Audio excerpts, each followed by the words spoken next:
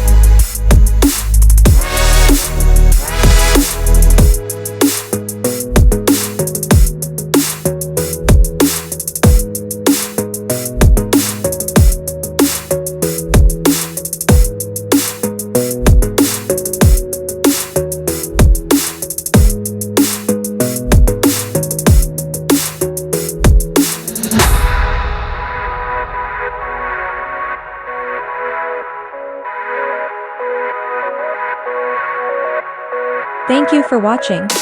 Don't forget to like and subscribe my YouTube channel for more content videos.